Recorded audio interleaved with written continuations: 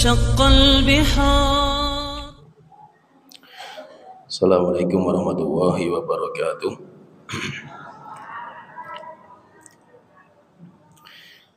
Bismillahirrahmanirrahim.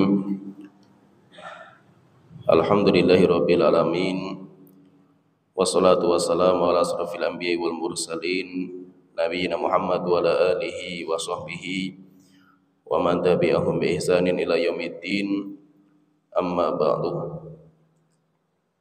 Saudara jemaah, Bapak, ibu-ibu hadirin jamaah salat maghrib, semoga Allah Ta'ala senantiasa merahmati kita. Alhamdulillah kita bisa berkumpul kembali di majelis ilmu kita. Dan pembahasan kita kali ini pembahasan yang sangat-sangat penting karena berkaitan dengan pengetahuan kita, iman kita kepada Sang Pencipta diri kita.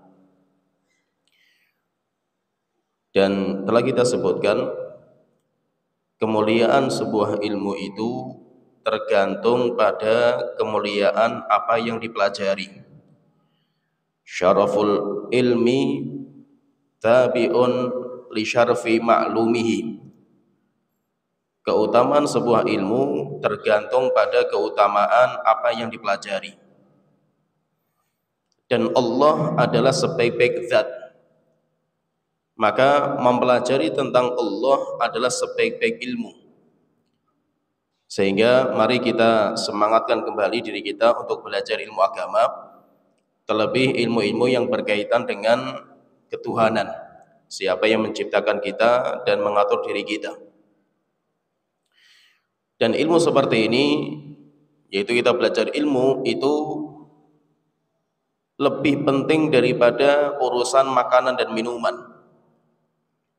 Kata para ulama, kata Imam Ahmad, beliau mengatakan an-nasu yahtajuna idal ilmi. Seseorang itu butuh kepada ilmu melebihi butuhnya dia terhadap makanan dan minuman.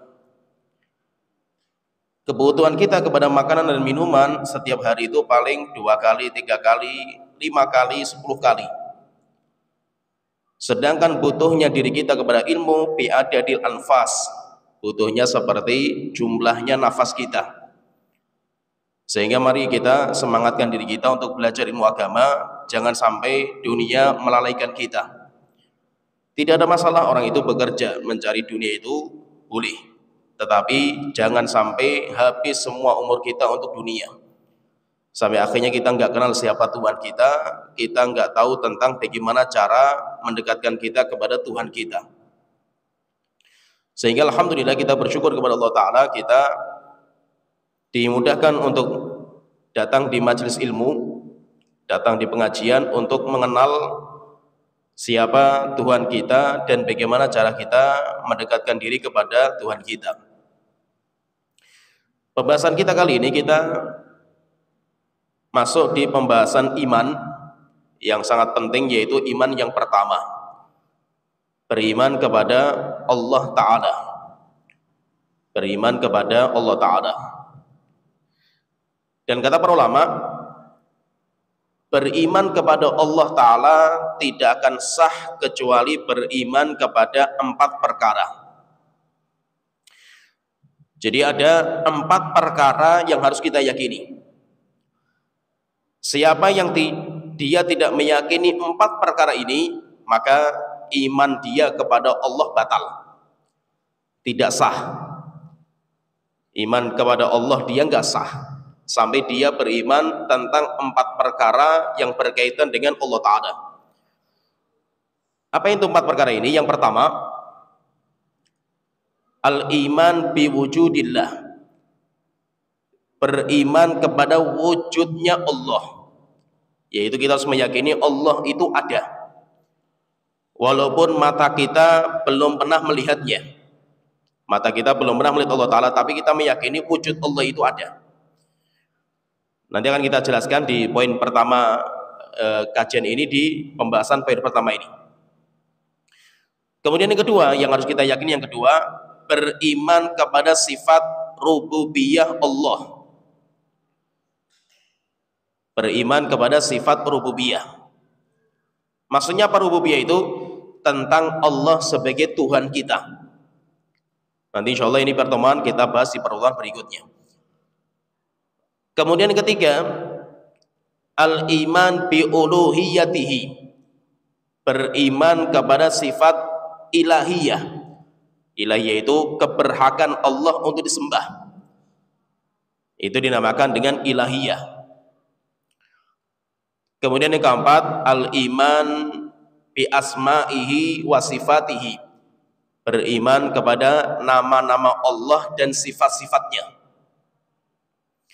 Nah, berarti intinya sudah jemaah yang dirahmati Allah Ta'ala, kalau kita beriman kepada Allah, kita harus meyakini 4 perkara ini.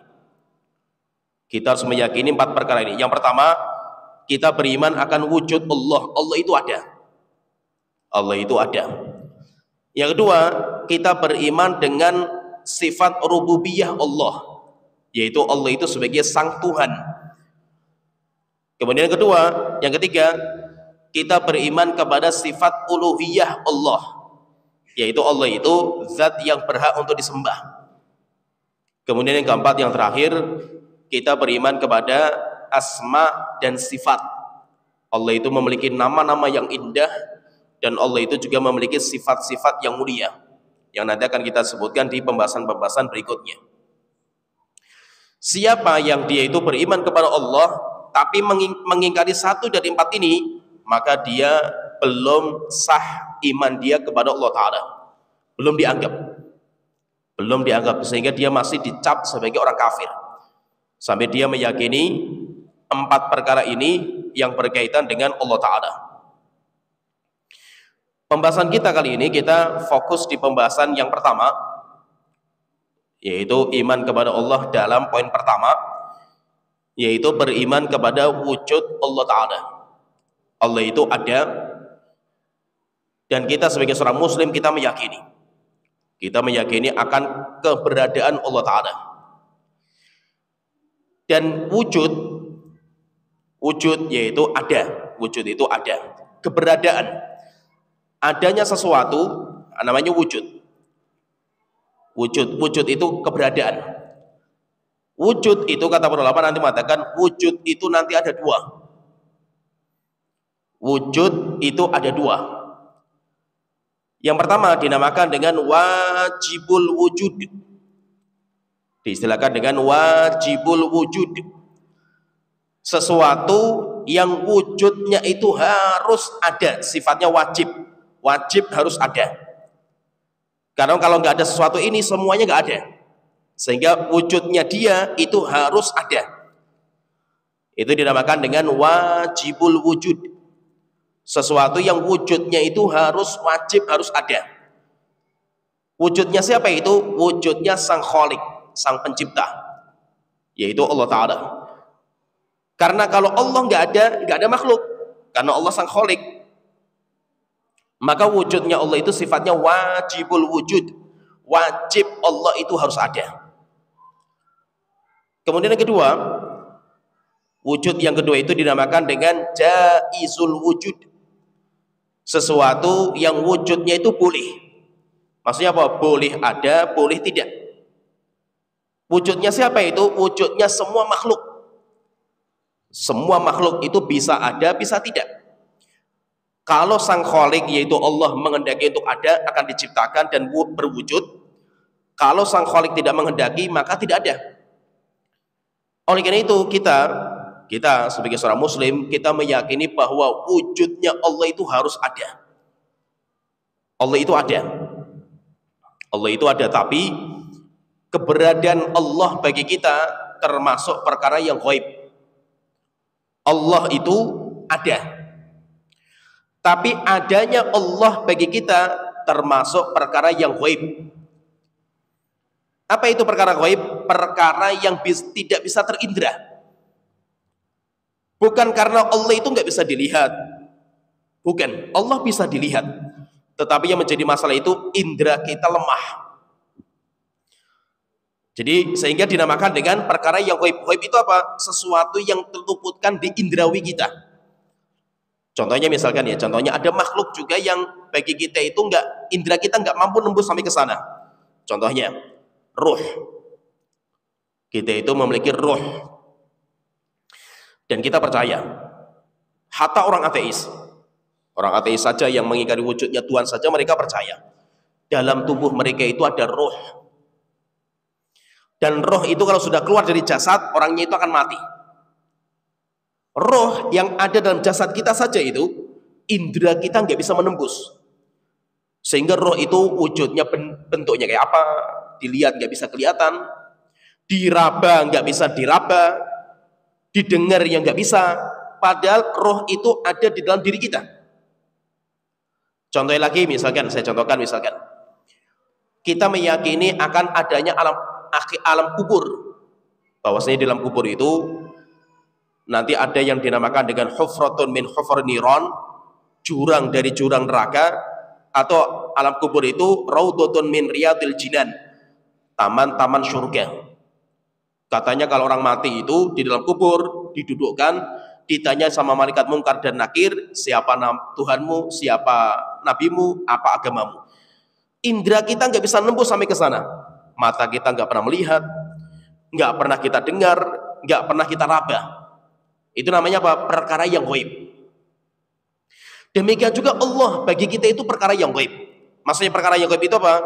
Indra kita nggak bisa menembus. Tetapi perlu kita pahami, bukan berarti ketika indra kita nggak bisa menembus, bukan berarti zatnya itu nggak ada. Seperti anggapan orang-orang ateis, komunis, yang mereka mengatakan Allah itu nggak ada. Kenapa? Karena mata kita nggak pernah melihat, telinga kita nggak pernah mendengar, demikian juga nggak ada orang yang mengabarkan kepada kita kalau telah melihat Allah Ta'ala, nggak pernah gitu. Akhirnya kata mereka berarti Allah itu, Tuhan itu nggak ada. Maka kita katakan banyak perkara yang indera kita itu nggak bisa menembus, tapi ada. Dan kita percaya ada roh, ada juga namanya gelembang suara. Nggak bisa melihat, tapi telinga kita bisa mendengar gitu. Ada aliran listrik yang kita nggak pernah melihatnya itu, tapi terasa. Berarti menunjukkan apa? Banyak perkara yang ada dan indera kita nggak bisa melihat. Bahkan makhluk yang kemarin sempat membuat heboh tentang virus corona, mata kita secara telanjang saja nggak bisa melihat gitu. Tetapi ada, makhluk itu ada. Sehingga jika semua makhluk itu atau semua yang ada itu harus terindra, maka indera kita itu sangat lemah sekali. Mata kita itu punya kadar kemampuan, telinga kita punya kadar kemampuan, indera kita punya kadar kemampuan. Di luar itu maka indera kita nggak bisa menembusnya. Oleh itu kita sebagai orang muslim kita meyakini bahwasanya Allah itu ada. Dan keberadaan Allah itu sifatnya wajib, harus ada. Karena kalau Allah sebagai sang khalik nggak ada, maka konsekuensinya makhluk itu nggak ada. Berarti makhluk itu nggak mungkin terciptakan, karena yang menciptakan nggak ada gitu. Sehingga wujudnya Allah itu harus ada. Kalau orang bertanya misalkan, tapi kenapa kok kita nggak pernah melihat? Kita katakan bukan Allah yang nggak bisa dilihat. Allah itu zat yang ada, wujudnya bisa dilihat. Cuma yang menjadi masalah itu mata kita yang lemah. Mata kita itu sekarang lemah. Kapan kita itu punya kemampuan untuk melihat Allah? Ketika mata kita sudah sempurna. Kapan sempurnanya itu? Ketika nanti kita di surga. Ketika kita di surga, di mana sempurna, indera kita semuanya sempurna. Akhirnya baru mata kita itu bisa melihat wajah Allah Ta'ala. Hatta Nabi Muhammad itu ketika Isra Mi'raj, beliau ketika Isra Mi'raj itu dekat sekali sama Allah Ta'ala. Sampai Rasulullah ditanya, ya Rasulullah, apakah anda itu melihat wajah Allah dengan mata engkau langsung, maksudnya itu? Maka Rasulullah hanya mengatakan nurun anna arah, cahaya yang menutupi wajahnya, sehingga saya tidak bisa melihat wajah Allah kayak apa bentuknya. Rasulullah mengatakan jika jika seandainya penutup wajah Allah yaitu cahaya itu disingkap, dibuka, lah taraqat mantaha ilaihi basaruh, alam semesta itu akan kebakar karena belum siap untuk melihat Allah Ta'ala. setelah nanti alam semesta dihancurkan, langit dan bumi dimusnahkan sama Allah Ta'ala, di hari kiamat diganti yauma tubaddalul ardu ghairul ardi was samawat. Datang hari kiamat di mana bumi diganti dengan bumi yang baru, langit diganti dengan langit yang baru, demikian juga jasad kita diganti dengan jasad yang baru. Disitulah nanti baru kita itu punya kemampuan untuk melihat wajah Allah Ta'ala. Kalau sekarang itu yang jadi masalah itu indera kita lemah. Bukan Allah yang gak bisa dilihat, tapi indera kita yang gak mampu melihat Allah Ta'ala. Kalau Allahnya itu secara zat bisa dilihat. Kenapa? Karena ada. Tetapi yang menjadi masalah itu indera kita yang gak bisa menembus sampai ke sana.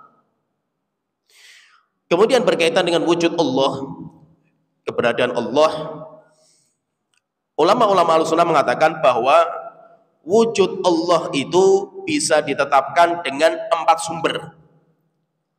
Jadi ada 4 sumber untuk menetapkan wujud Allah. Wujud Allah itu ada. Dari mana buktinya? Maka kita mengatakan kita itu punya 4 dalil atau 4 sumber dalil dalam menetapkan wujudnya Allah Ta'ala. Apa 4 itu? Yang pertama, kita bisa menetapkan wujud Allah dengan fitrah, dengan sumber fitrah yang ada dalam setiap hati kita. Ini yang pertama.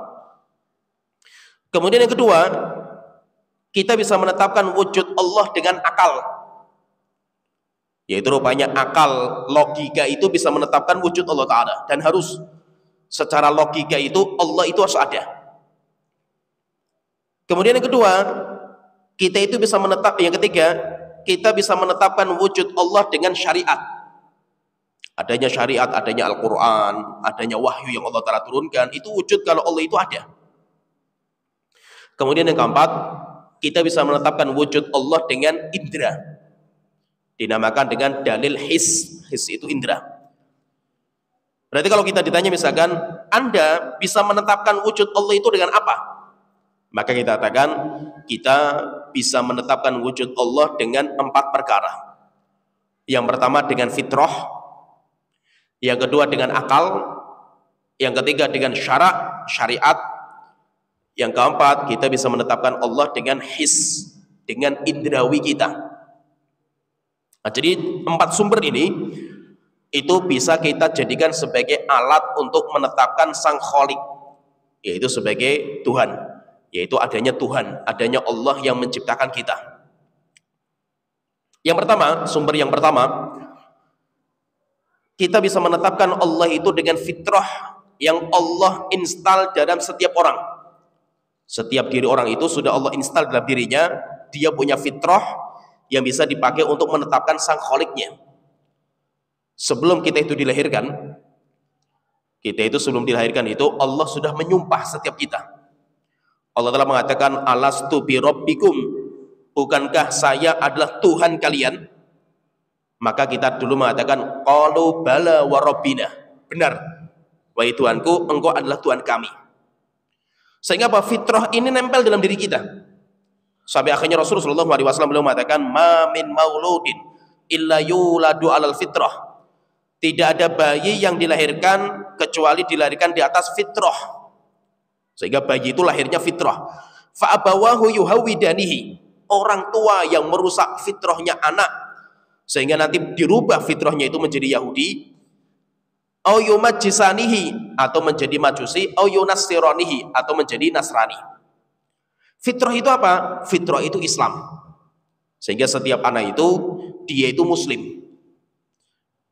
Maka itu kalau ada anak yang meninggal dunia sebelum balik, ada anak sebelum balik dia meninggal dunia, terus bagaimana kondisi dia nanti di hari kiamat anak itu?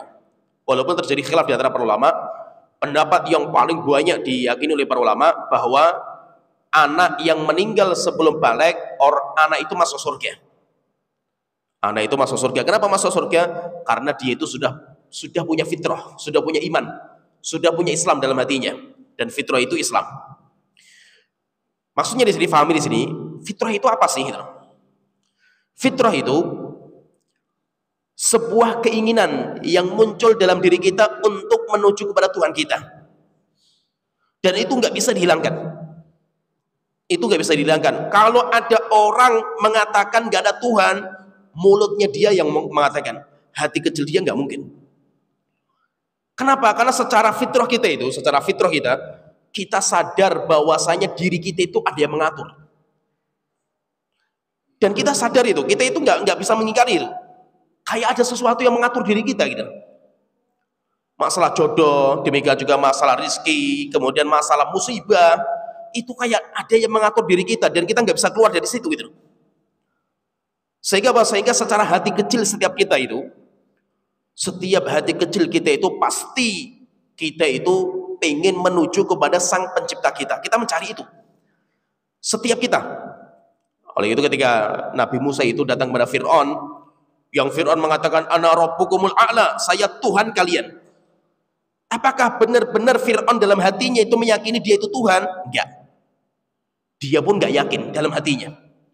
Bahkan Fir'aun dalam hatinya itu, dia meyakini bahwa ada Tuhan yang mengatur dirinya. Baik itu Nabi Musa ketika berjumpa dengan Fir'aun, ditunjukkan bagaimana mukjizatnya Nabi Musa, Fir'aun itu hati kecilnya beriman. Maka Nabi Musa mengatakan, walaqad alimtu, wahai Musa, walaqad alimta, wahai Fir'aun, saya tahu hati kecil kamu itu percaya akan adanya Tuhan selain kamu. Cuma karena kesombongan, karena dia itu punya jabatan, punya kerajaan, punya kekuasaan, sombong dia itulah yang menyebabkan dia itu mengingkari fitrah dalam hatinya. Coba kita lihat buktinya ya, kalau setiap orang itu punya fitrah. Kita coba cek orang-orang pedalaman, suku-suku pedalaman, yang tidak datang kepada mereka ilmu tentang agama. Di Indonesia banyak sekali itu. Sampai saya itu punya teman dulu, pernah teman-teman saya yang dakwah di suku-suku pedalaman itu, sampai mereka itu Islam saja gak pernah tahu. Ada namanya agama Islam, ada namanya Allah, Tuhan, ada namanya Nabi, itu gak pernah tahu mereka itu. Pertanyaan, apakah ketika mereka gak datang agama kepada mereka, datang Nabi kepada mereka, apakah mereka itu gak menyembah sesuatu yang mereka anggap sebagai pengatur diri mereka, menyembah mereka itu? Akhirnya mereka mencari Tuhan. Mereka itu mencari Tuhan. Kenapa? Setiap orang pasti akan mencari sosok siapa yang menciptakan dia. Itu pasti. Itu sudah Allah fitrahkan dalam hati dia. Akhirnya mereka itu mencari Tuhan. Tapi karena mereka itu nggak ada ilmu Rasul yang diutus kepada mereka yang mengajarkan siapa Tuhan mereka, akhirnya ada yang menyembah roh nenek moyang. Ada juga yang menyembah pohon, batu, yang menganggap bahwa pohon, batu itu yang mengatur dirinya. Menunjukkan apa? Hatta orang-orang di suku pedalaman, mereka itu nggak mengatakan nggak ada Tuhan. Walaupun mereka nggak pernah sekolah, tetap mereka itu meyakini ada yang mengatur. Sehingga setiap mereka punya masalah, mereka datang ke apa yang mereka anggap sebagai Tuhan mereka itu. Dan itu menunjukkan apa? Menunjukkan fitrah manusia itu masih ada.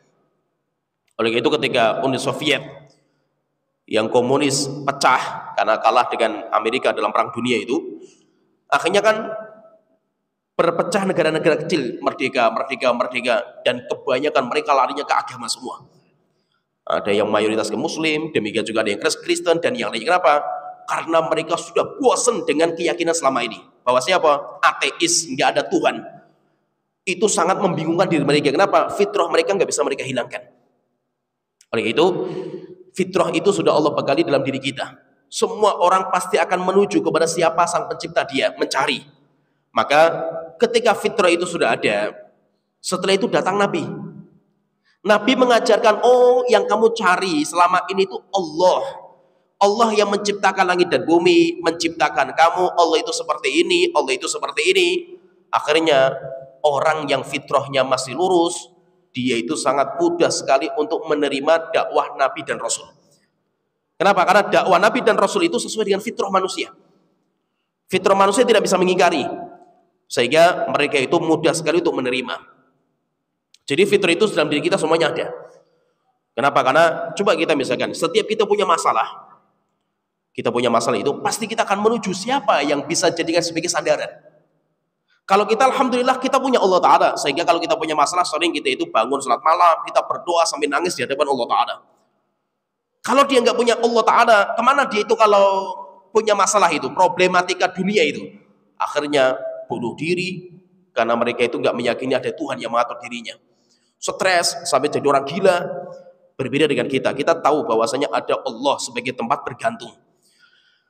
Jadi yang pertama, kita bisa menetapkan akan wujudnya Allah itu dengan fitrah. Fitrah setiap kita ada.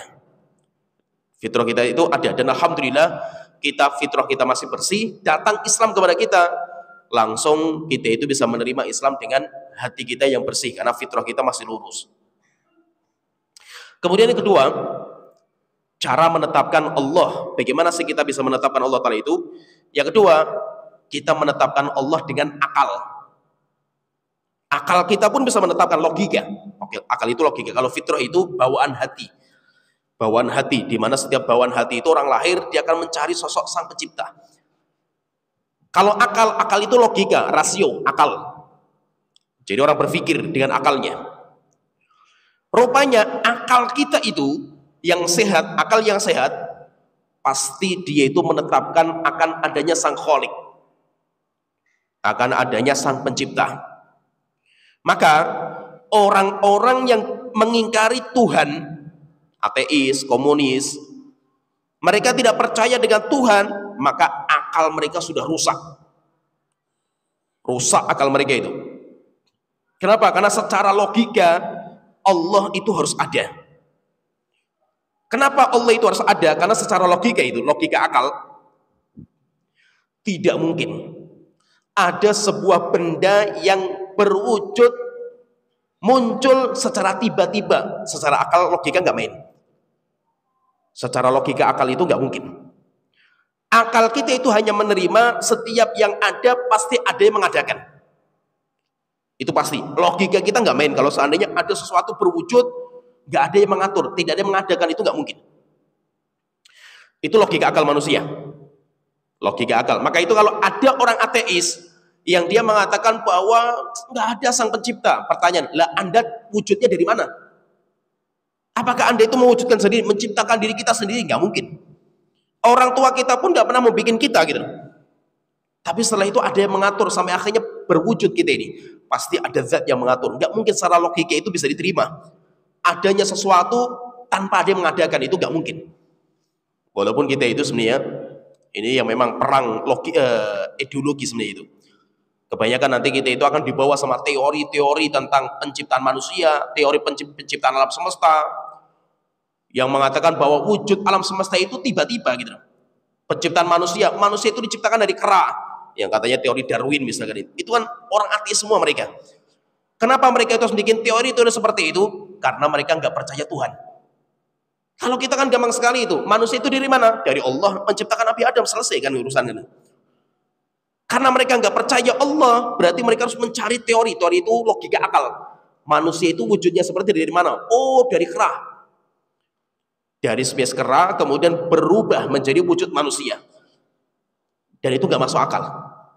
Itu tidak masuk akal. Tidak mungkin ada benda yang berwujud ada dengan sifat yang sangat lengkap dan detail, sifatnya itu rapi, kalau tidak ada yang mengatur dan mengadakan.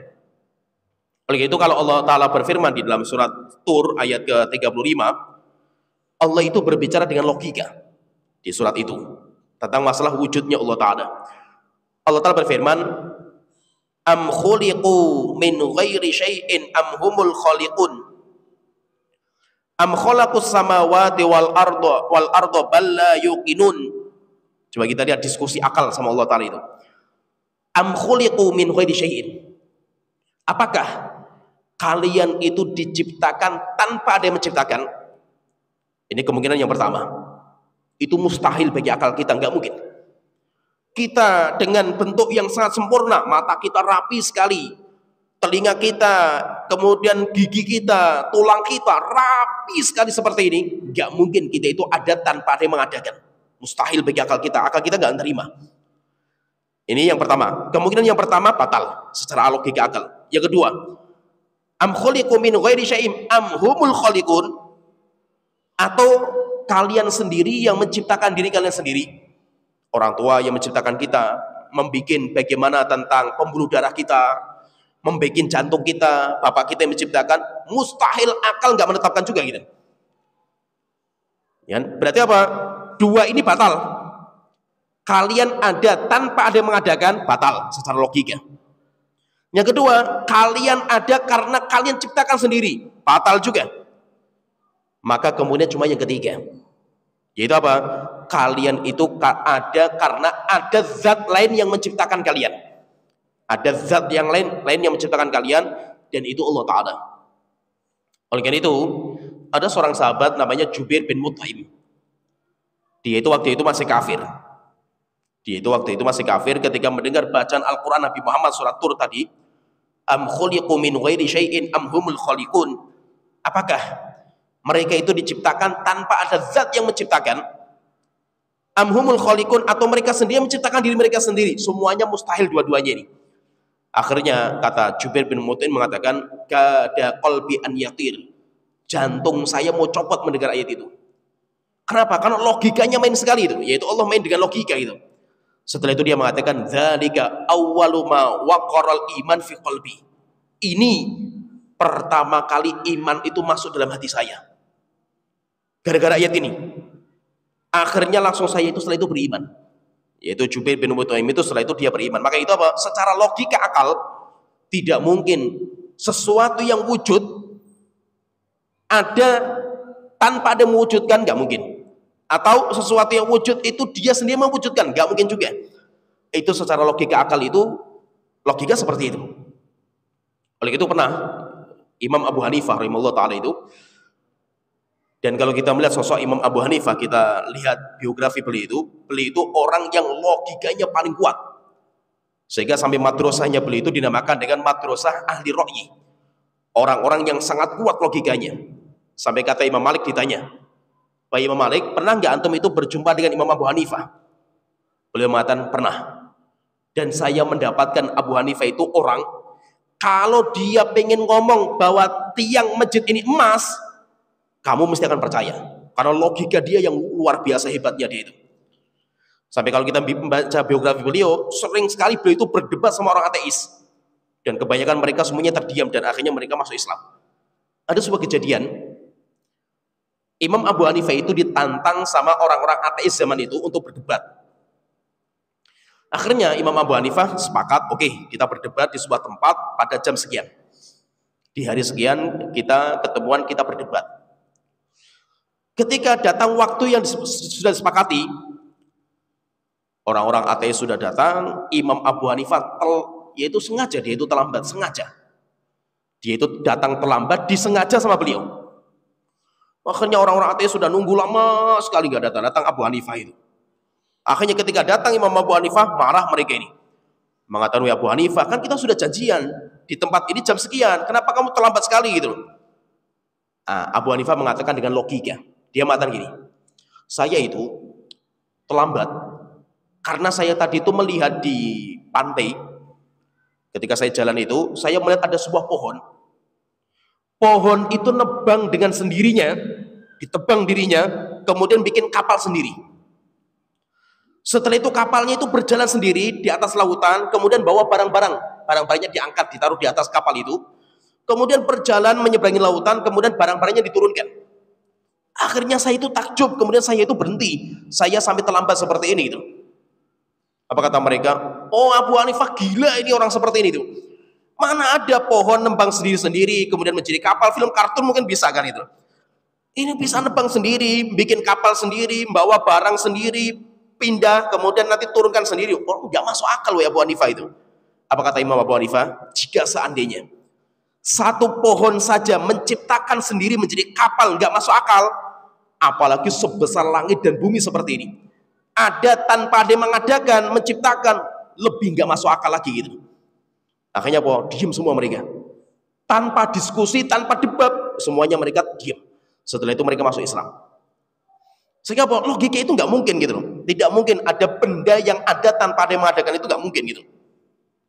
Sampai orang Badui pernah ditanya, wahai Pak, engkau itu bisa tahu Allah itu dari mana? Kok bisa tahu Allah itu ada? Maka dengan polosnya dia mengatakan, al-ba'ratu tadullu alal ba'ir. Kotoran kuda, kotoran unta menunjukkan kalau di sini itu pernah lewat unta. Jadi kalau kita di jalan ada kotoran unta itu, Berarti menunjukkan apa? Berarti pernah ada onta lewat di sini. Karena kotoran itu sebagai penunjuk kalau ada binatangnya. Al-ba'ratu tadullu 'alal ba'ir. Was-sairu yadullu 'alal masir. Kemudian beliau mengatakan, jika ada telapak kaki injak tanah, kok ada telapaknya itu? Bukti kalau ada orang yang melangkah di sini. Setelah itu beliau mengatakan, was-samawatu dzatu abrajin. Langit besar yang memiliki bintang-bintang yang sangat indah. Kemudian bumi yang memiliki pasak-pasak dan samudra yang sangat rapi.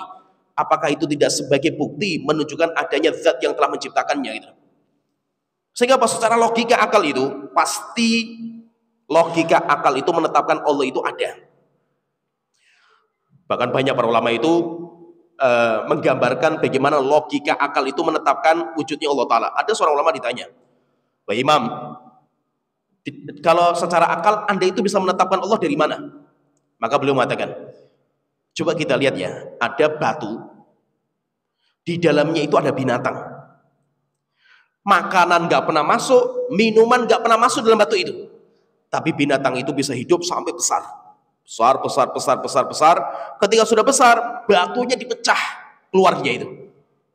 Siapa yang mengatur dia di dalam batu itu? Kalau tidak ada Tuhan yang mengaturnya itu. Akhirnya ditanya, batu apa itu? Maka beliau mengatakan telur. Coba kita lihat ayam itu ketika bertelur, telur itu kan cangkangnya kan bulat kan itu. Nggak pernah pasokan makanan, asupan makanan, minuman masuk dalam telur itu. Tapi ada sebuah binatang hidup dari yang nggak kelihatan, kemudian mulai hidup terus sampai besar. Ketika sudah kuat binatang itu, telurnya dipecah cangkangnya itu. Setelah itu dia keluar. Siapa yang mengatur dia itu? Bahkan kalau kita bicara masalah ayam itu, DOC itu ayam yang baru keluar dari telur itu selama 24 jam itu sudah Allah kasih makan. Sehingga selama ayam itu bertelur langsung bisa didistribusikan ke kandang-kandang ayam itu. Nggak butuh makanan lagi. Kenapa? Karena sudah dibekali selama 24 jam itu, makan itu cukup bagi dirinya itu. Kita misalkan dulu, kita berpikir misalkan, kita dulu dalam rahim ibu kita. Orang tua kita nggak nyuapin kita, nggak pernah. Orang tua kita nggak pernah minumin kita, ya nggak pernah. Sampai kita bisa hidup dari air mani yang mata saja nggak bisa melihat gitu. Mata saja itu, mata telanjang itu melihat air mani bentuknya itu, hidupnya kita, telurnya itu kayak apa itu, kita pun nggak pernah tahu juga itu. Dari yang kecil seperti itu sampai sebesar ini kita ini. Setelah itu ketika kita keluar dari rahim itu, kepala dulu yang keluar. Itu siapa yang ngatur kita itu siapa gitu. Kalau tidak ada zat yang mengatur kita, nggak mungkin namanya ujuk-ujuk tiba-tiba kita keluar, nggak mungkin, nggak ada namanya sistem ujuk-ujuk di dunia alam semesta itu, nggak ada. Semuanya itu karena ada yang mengatur.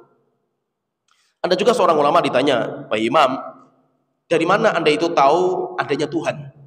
Maka beliau mengatakan, coba kita lihat satu daun. Daun ini disebabkan karena binatang yang makan beda jenisnya itu, satu daun yang makan beda-beda, keluarnya kotorannya bisa beda-beda gitu. Siapa yang ngatur itu? Kalau tidak ada Tuhan yang mengatur itu, maka rapi seperti ini nggak mungkin kalau tidak ada Tuhan. Dalam diri kita misalkan, sistem dalam tubuh kita itu kan luar biasa itu. Mata, kenapa berkedip sekali terus seperti ini? Setelah berkedip mengeluarkan kotoran. Siapa yang mengatur seperti itu gitu? Demikian juga kita mengeluarkan ingus, bersin ketika ada dalam tubuh kita itu racun yang pengen masuk gitu. Apalagi pembuluh darah putih dalam tubuh kita, ketika ada penyakit mereka menyerang seperti pasukan perang gitu. Luar biasa itu, sistem canggih seperti ini. Itu kalau tidak ada Tuhan yang mengatur nggak mungkin. Oleh karena itu, secara logika akal, pasti logika akal itu menetapkan Allah itu ada. Nggak mungkin sesuatu yang rapi di alam semesta yang nggak pernah meleset seperti ini, kecuali kalau ada zat yang menjaganya itu. Sampai pernah ada seorang itu, dia itu pengen tahu Allah itu ada atau tidak. Datang ke seorang ulama, Wah Imam, saya pengen tahu Allah itu ada atau tidak. Oke, kalau kamu pengen tahu, coba kamu membawa 2 botol. Yang satu taruh di tangan kanan, yang satu taruh di tangan kiri. Saya cuma pengen kamu itu, tolong botol ini jangan dilepas selama 24 jam. Nanti besok datang ke sini ke saya. Bawakan botol ini kepada saya lagi, ini botolnya. Tolong dipegang, jangan dilepas.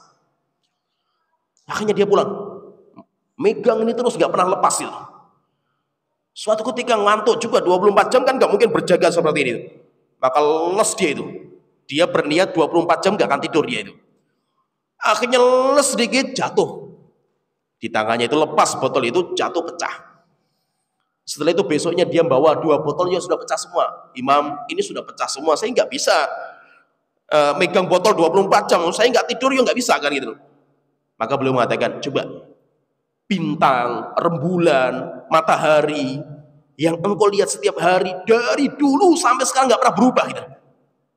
Perjalanannya seperti itu terus rapi berpuluh-puluh tahun, berjuta-juta tahun, bermiliar tahun kan gitu. Kalau seandainya Allah itu nggak ada, seperti kamu tadi itu, les sedikit Allah tidur sedikit saja habis itu. Tabrakan di mana-mana kan gitu. Menunjukkan apa? Menunjukkan Allah itu ada dan Allah mengatur diri kita. Oleh itu secara logika, kalau seandainya Allah itu nggak ada karena nggak bisa terindra, maka mereka itu telah menghilangkan akal mereka. Oleh itu apa? Orang-orang ateis itu orang-orang yang nggak punya akal mereka itu. Walaupun mereka itu mengatakan diri mereka itu orang intelektual, cendekiawan, kita katakan mereka itu orang-orang nggak punya akal. Orang gila saja lebih mending daripada mereka itu. Kenapa? Karena orang gila itu mereka nggak pernah mengingkari itu. Nggak pernah mengingkari itu. Karena gilanya mereka itu. Mereka tahu dalam hati mereka Allah itu ada, tapi mereka itu mengingkari dengan lisan sombongnya mereka.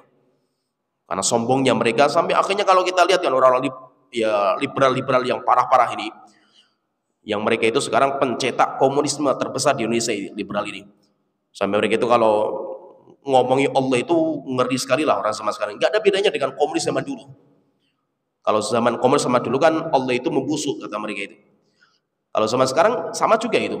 Mereka mengatakan area bebas Tuhan.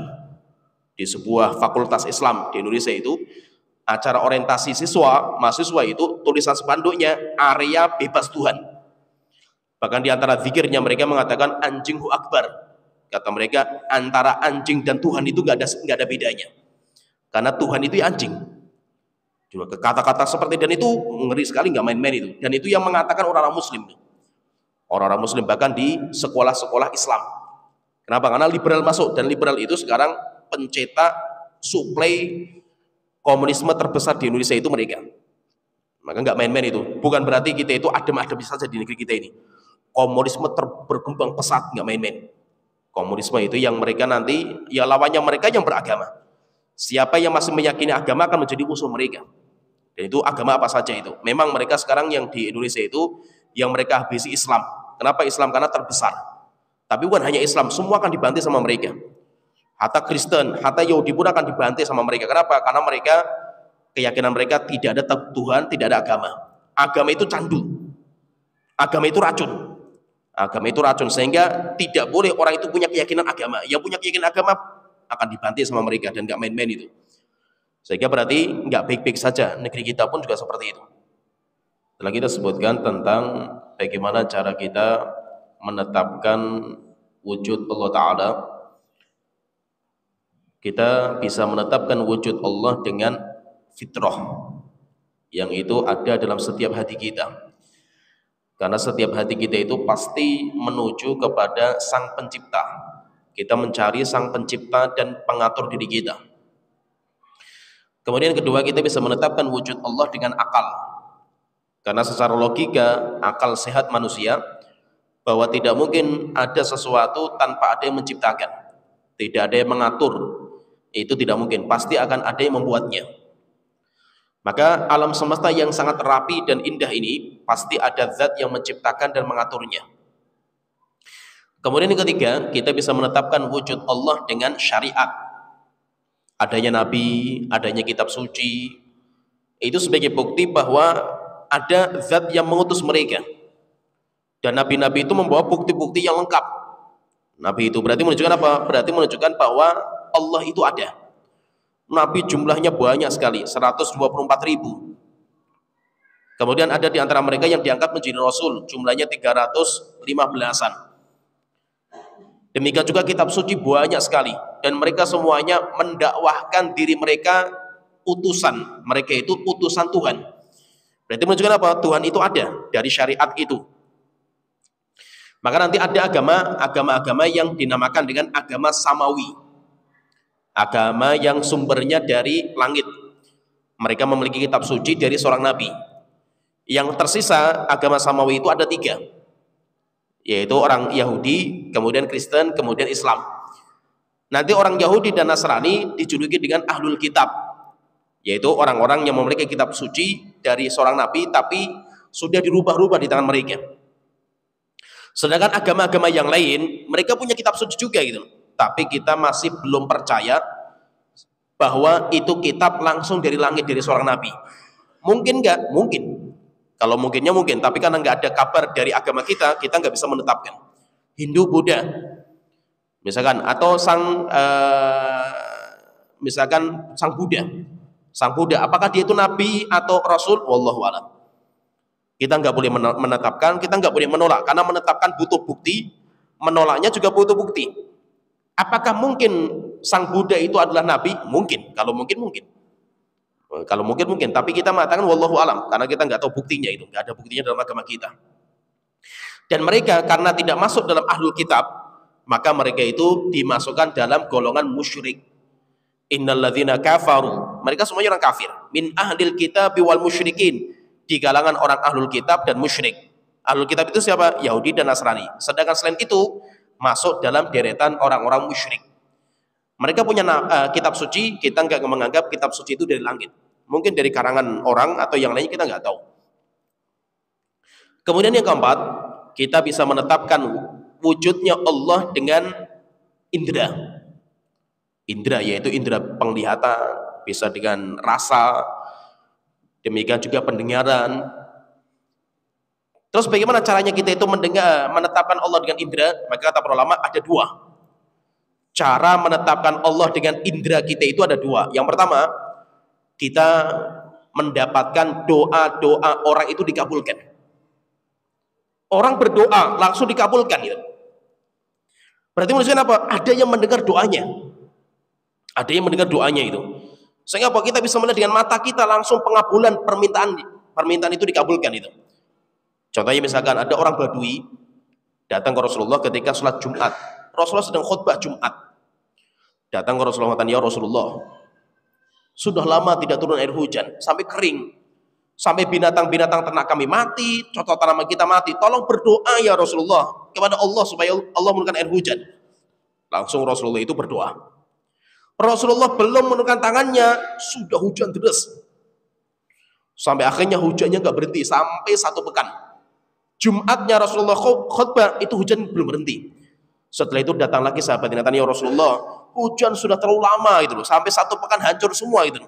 Tolong doakan ya Rasulullah supaya hujan itu berhenti. Rasulullah berdoa, hujan berhenti. Indera kita itu bisa menetapkan, mata kita, telinga kita, adanya pengabulan doa-doa yang dipanjatkan kepada Allah Ta'ala. Menunjukkan apa? Allah itu ada. Allah itu ada. Nabi Yunus alaihissalam dimakan ikan paus.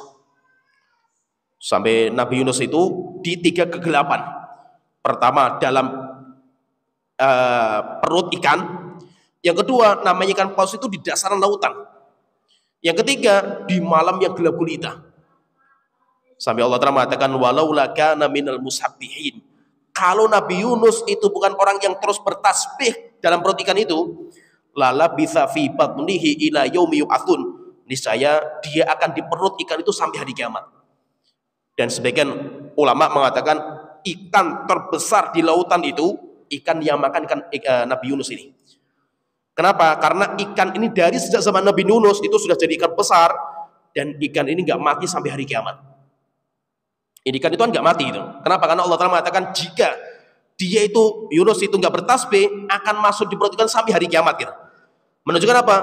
Ikan paus itu nggak mati sampai hari kiamat. Berarti besarnya seperti apa ikan itu? Luar biasa besarnya. Bahkan disebutkan oleh para ulama itu Nabi Yunus itu dalam perut ikan itu, Nabi Yunus itu bisa makan.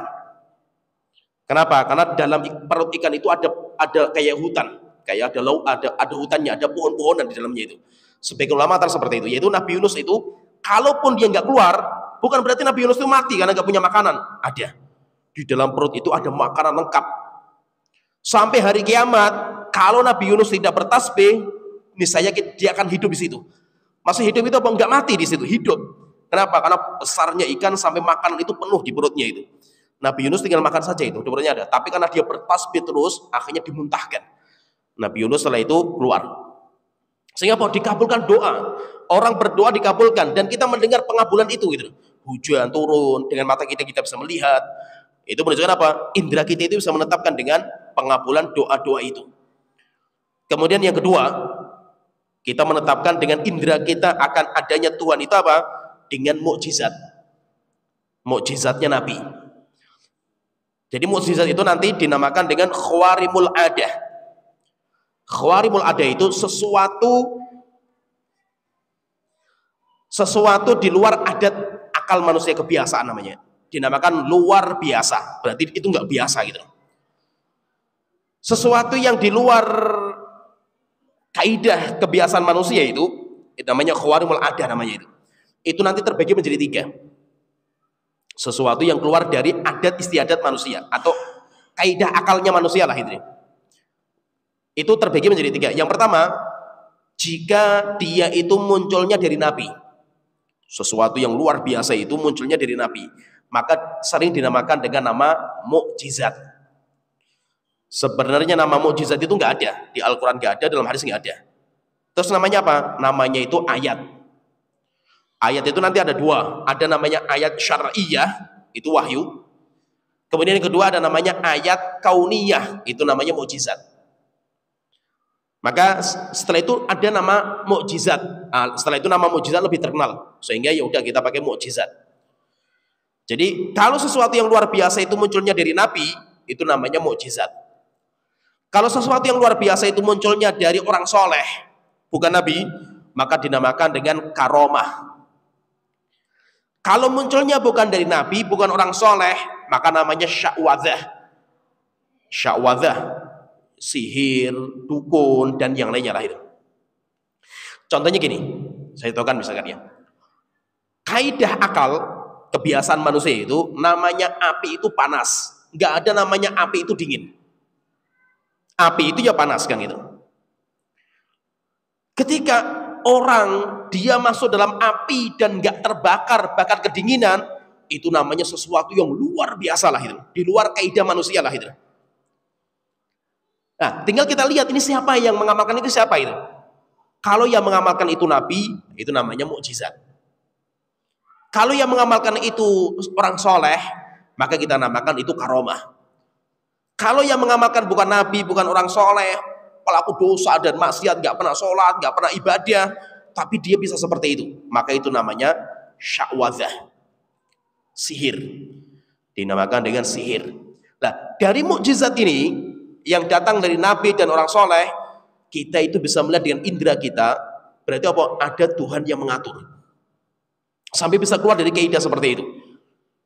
Contohnya ketika Nabi Ibrahim dilempar dalam api, orang dari luar kepanasan. Sehingga mereka menganggap Nabi Ibrahim sudah terbakar jadi abu. Setelah itu apinya mati, Nabi Ibrahim itu menggigil kedinginan. Mata kita melihat berarti apa? Ada Tuhan yang menjadikan api itu menjadi dingin. Berarti apa? Berarti adanya Allah Ta'ala ada. Kita bisa lihat dengan mata kita dari kejadian itu. Nabi Muhammad bisa membelah rembulan menjadi 2. Bahkan Nabi Muhammad bisa menjalankan pohon. Itu kan di luar kaidah manusia gitu. Demikian juga zamannya zamannya para sahabat, Umar bin Khattab, pasukan perangnya beliau berjalan di atas lautan. Itu kan di luar kaidah manusia itu. Ya, jadi tinggal kita lihat ini dari siapa, munculnya itu dari siapa itu. Kalau munculnya dari Nabi namanya mukjizat, kalau muncul dari orang soleh itu namanya karomah, dan karomah itu nggak bisa dipelajari. Nah, nanti kalau kita bedakan, bedanya apa antara karomah dengan sya'wadah, maka nanti kita bisa bedakan itu dari 1 dari 3. Yang pertama, kita lihat orangnya. Orangnya itu siapa dia? Kalau orangnya itu dekat sama Allah Ta'ala, nah itu mungkin karomah. Tapi kalau orangnya itu jauh dari Allah Ta'ala, itu sya'wadah. Artinya yang kedua, kita bisa melihat dari pelajaran, yaitu ilmunya itu bisa dipelajari atau tidak. Kalau ilmunya bisa dipelajari, ada bukunya sendiri untuk bisa seperti itu, nah itu syaitan itu. Itu syaitan. Kenapa? Karena karomah tidak bisa dipelajari. Yang kedua, karomah itu nggak bisa disengaja. Kalau bisa disengaja, bahkan ada jadwal. Oh, pada tanggal sekian, jam sekian, ada atraksi ini. Kata mereka ini karomah. Di pedang nggak mempan, tembak nggak mempan. Bisa disengaja waktunya itu. Kejadiannya itu. Maka itu syaitan. Bukan dari Allah Ta'ala. Kenapa? Karena dari Allah nggak bisa disengaja. Nabi Musa itu, beliau punya tongkat. Pertama Allah itu mengatakan kepada Nabi Musa, awal kali ketika Nabi Musa diangkat jadi Nabi. Allah Ta'ala mengatakan Nabi Musa, wa ma tilka biyaminika ya Musa. Yang di tangan kanan kamu itu apa ya Nabi Musa? Maka Nabi Musa mengatakan ini tongkat yang saya biasa untuk ngarahkan kambing dan saya bisa untuk saya pakai ma'aribu ukhra, tujuan-tujuan yang lain. Akhirnya Allah Ta'ala mengatakan Nabi Musa, coba lempar. Ketika dilempar sama Nabi Musa, berubah jadi ular. Sampai Nabi Musa ketakutan juga itu. Maka Allah Ta'ala mengatakan Nabi Musa, jangan takut. Sanu'iduha siratahal ula. Sanu'iduha marratan ukhra. Allah Ta'ala mengatakan, akan kami ulangi lagi nanti ya Musa kejadian ini. Yaitu apa? Melempar tongkat berubah jadi ular. Apakah Nabi Musa kapan-kapan ayo tongkat jadi ular? Nggak bisa Nabi Musa. Tidak bisa disengaja. Nabi Musa punya tongkat, nggak bisa dia itu, weh tongkat kamu sekarang jadi ular. Besok kamu jadi ular, nggak bisa. Sampai akhirnya dari kejadian pertama sampai Nabi Musa ketemu dengan Fir'aun, terjadi perdebatan dengan tukang sihir, sampai akhirnya tukang sihir melempar tali-tali mereka. Nabi Musa takut. Setelah itu Allah mengatakan Musa, jangan takut. Lempar tongkat kanan kamu itu akan berubah jadi ular. Nabi Musa pun nggak bisa, weh tongkat jadi ular kamu sekarang, nggak bisa. Nggak bisa disengaja. Ketika dilempar jadi ular beneran, kemudian tali-tali itu dimakan sama ularnya Nabi Musa. Sehingga apa nanti beda sekali antara karomah dengan sya'wadzah itu beda. Jadi sesuatu yang luar biasa. Luar biasa itu misalkan gini, orang makan beling. Kaidah normal orang, beling itu kan tajam gitu loh. Sehingga kalau makan ke mulut ya sobek semua itu. Ini makan nggak apa-apa gitu loh. Ini luar biasa ini. Tinggal kita cek ini karomah atau ini sya'wadzah. Siapa orangnya? Ilmunya bisa dipelajari nggak? Oh bisa dipelajari, ada ilmunya, ada tempat kedidayaannya ada itu. Syaitan semua berarti itu. Orang misalkan ditembak nggak mempan, kaidah namanya tembakan. Tembakan itu hatta binatang besar saja bisa mati kan itu. Ini orang tembak nggak mempan, orang ditindas truk nggak apa-apa itu, luar biasa kan itu. Kalau seperti itu berarti apa? Tinggal kita lihat ini karomah atau ini sya'wadzah. Kalau karomah berarti murni dari Allah Ta'ala. Pemberian Allah Ta'ala kepada dia dan menunjukkan dengan indera kita bahwasanya Allah itu ada karena karomah itu. Tapi kalau itu bukan karomah, sya'wadzah itu syaitan. Dan bisa nggak syaitan itu seperti ini? Bisa. Syaitan itu juga bisa. Sehingga syaitan itu nanti yang akan membuat orang itu bisa seperti itu. Syaitan bisa. Oleh karena itu intinya sesuatu yang luar biasa ini itu sebagai bukti dengan indera kita bahwasanya Allah itu ada. Maka intinya saya ringkaskan di sini, kita tutup dengan ringkasan. Intinya iman kepada Allah tidak akan sah kecuali beriman kepada 4 perkara. Iman kepada wujud Allah, beriman kepada rububiyah Allah, ketuhanan Allah Ta'ala, beriman kepada uluhiyah, keberadaan Allah untuk disembah. Yang keempat, beriman kepada nama-nama Allah dan sifatnya. Beriman kepada wujud Allah, berkaitan dengan wujud Allah itu bisa ditetapkan dengan 1 dari 4 perkara. Yang pertama dengan fitrah. Fitrah itu apa? Allah sudah menginstal dalam hati kecil kita untuk mencari sosok Tuhan yang menciptakan kita. Kita itu semuanya meyakini ada zat yang mengatur diri kita, itu namanya fitrah. Kemudian yang kedua, kita bisa menetapkan Allah dengan akal, logika. Yaitu maksudnya apa? Logika akal yang sehat, tidak ada sesuatu yang wujud kecuali ada yang mewujudkan. Nggak ada namanya istilah akal itu apa? Wujudnya itu ujuk-ujuk. Tiba-tiba muncul, nggak mungkin. Nggak mungkin akal kita bisa menerima. Kemudian ketika kita bisa menetapkan Allah dengan syariat yang dibawa sama para nabi, demikian juga kitab-kitab suci. Kemudian yang keempat, kita menetapkan Allah dengan indera. Kalau dengan indera itu dengan 1 dari 2. Yang pertama, dikabulkannya doa-doa kita. Berarti ketika dikabulkan, berarti ada zat yang mengabulkan kan itu. Yang kedua, kita itu bisa melihat dengan mukjizat yang dibawa para nabi dan rasul. Kita bisa melihat dengan mata, kita bisa meraba, bisa. Kenapa? Karena ada zat yang mengatur itu. Ya, sampai di sini pembahasan kita. Dan insya Allah iman kepada Allah yang berkaitan dengan rububiyah, uluhiyah, asma dan sifat nanti kita bahas pada pertemuan berikutnya. Ini nanti akan kita panjangkan sedikit pembahasan ini karena penting sekali berkaitan dengan Tuhan kita. Jadi Tuhan kita itu siapa? Supaya kita itu kenal Tuhan kita. Kalau kita sudah kenal, kita akan cinta. Tidak mungkin kita bisa cinta sama Allah Ta'ala kalau kita nggak kenal siapa Tuhan kita itu. Makanya kita pelajari tentang Tuhan kita itu siapa, walaupun nggak terlalu detail. Kalau detail panjang sekali nanti. Nama-nama sifatnya, apalagi nama-nama sifat Allah Ta'ala itu lebih detail lagi. Ya, sampai di sini pembahasan kita. Wa akhiru da'wana alhamdulillahirabbil alamin subhanallahi wa bihamdihi la ilaha illa anta astaghfiruka wa atubu ilaik. Wa sallallahu alaihi Muhammad wa ala alihi washabihi ajmain. Assalamualaikum warahmatullahi wabarakatuh.